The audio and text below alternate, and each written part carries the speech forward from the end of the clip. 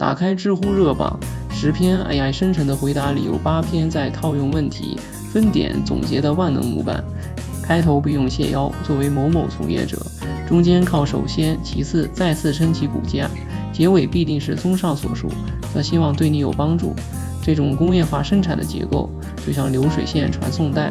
把所有内容都挤压成标准尺寸的文字砖块，却独独少了人类写作时那口气，或是犀利的吐槽，或是温情的絮语，或是令人拍案的神转折。比如某篇 AI 写的职场文，把如何应对老板 PUA 写成了步骤1收集证据，步骤2数据汇报，步骤3寻求知识的机械指南，全然不见真实职场中那种复杂的情绪博弈和个性化解决方案。AI 写文章的本质是在海量数据里捡破烂，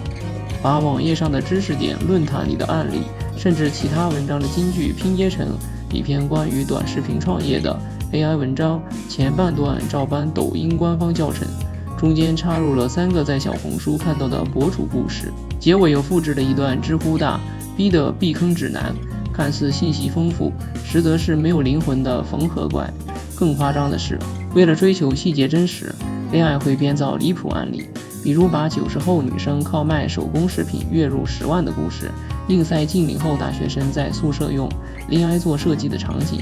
时间线混乱，逻辑断裂，像极了用碎布拼成的百纳衣，看着花里胡哨，实则漏洞百出。AI 最擅长生产政治正确的内容，讲育儿必说陪伴是最好的教育，谈健康必定饮食均衡、适度运动、规律作息，聊成长离不开持续学习，突破舒适区。这些话没错，但也没什么用，就像对着空气说话，看似填满了屏幕，却没给读者留下任何触动。曾刷到一篇 AI 写的抗癌日记，用第1天确诊时很震惊，第2天开始积极治疗，第3天家人的支持很重要，这样的流水账记录，却写不出患者在深夜痛哭时的挣扎，在看到检查报告时的恐惧，更没有那种在绝望中抓住一丝希望的真实感。文字成了空洞的符号，无法扣击人心。为了避免出错， AI 的语言风格越来越趋向安全中庸，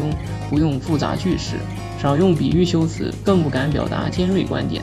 于是我们看到，无论是科技博主还是情感写手， AI 写的文章都带着一股克服式温柔，永远中立，永远正确，永远4平8稳。某情感博主的 AI 替笔文，把分手后如何走出痛苦写成了心理学研究表明，时间是治愈的良药，建议你转移注意力，培养新爱好。而人类作者会写在深夜路过常去的咖啡店时，看到那个熟悉的座位，突然就蹲在地上呼出声来。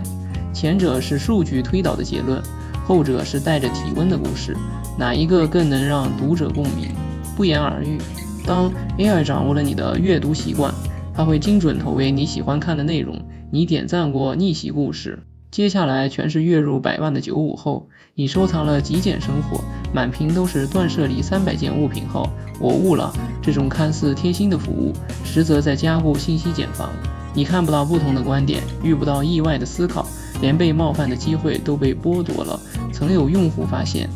自己用 AI 写的知乎回答，评论区全是干货满满，受益匪浅，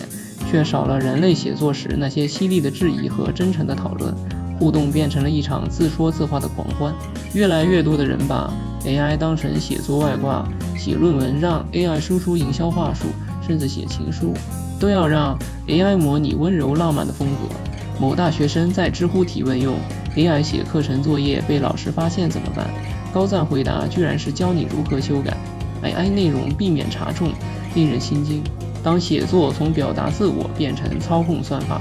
当人类不再相信自己的思考和感受有价值，这才是 AI 对内容生态最致命的伤害。它偷走的不是我们的工作，而是我们与世界对话的能力。人类写作的魅力藏在那些不完美的细节里，是王小波写似水流年是一个人所有的一切，只有这个东西才真正归你所有时的浪漫狡黠。是王说我是你爸爸的胡同串子时锋利，是余华在活着里用牛的名字隐喻人生的苦难。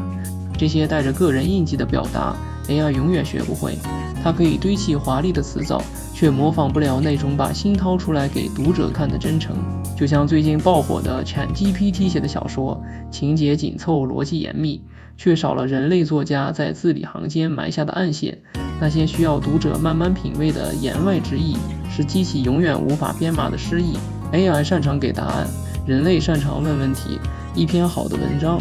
不是告诉读者应该怎么做，而是展现我为什么这么想。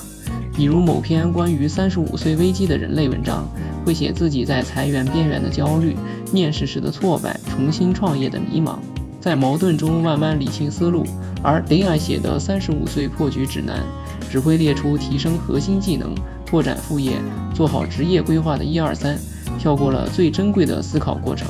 读者需要的不是标准答案，而是看到有人和他们一样在迷雾中摸索。这种共同成长的陪伴感，是冰冷的算法永远给不了的。当我们追求用一天产出10篇爆文时，其实是在把自己变成内容工厂的监工。真正的好内容需要沉淀，可能是在深夜反复推敲的一个比喻，可能是为了一个案例去采访行业从业者，可能是推翻重来3、4后的茅塞顿开。我为博主分享过自己的写作经历，为了写一篇AI绘画对艺术的影响，他花了2周时间体验不同 AI 工具，采访了3位画家，最后在文章里写下，当机器能画出完美的线条，人类反而开始珍惜那些不完美的笔触。这种带着思考深度的内容，才是读者愿意收藏的干货。AI 不是敌人，而是工具，我们可以用它整理资料，优化语句，但请守住核心创作的阵地。观点必须是自己的思考，案例必须是真诚的流露。就像摄影师用 PI 修图，但不会让 AI 代替自己按下快门。技术可以提升效率，但永远替代不了创作者的灵魂。某教育博主的做法值得借鉴，用 AI 生成初稿后，他会花3小时改写，加入自己和学生的互动故事，把 AI 的标准答案变成带着课堂温度的分享。这样的内容既有工具的高效，又有人的温度。当 AI 正在用数据和算法批量制造完美但无趣的内容时，我们更应该珍惜人类写作的不完美，那些偶尔的语法错误，那些带着个人偏见的犀利观点，那些在深夜痛哭时写下的潦草文字。正是这些不完美，让文字有了心跳，让阅读有了温度。我们的使命不是和 AI 比谁写得更快、更标准，而是用自己的眼睛去观察世界，用自己的大脑去思考问题，用自己的心去感受生活。因为只有带着人味的内容，才能在这个被机器包围的时代，真正触达读者的灵魂。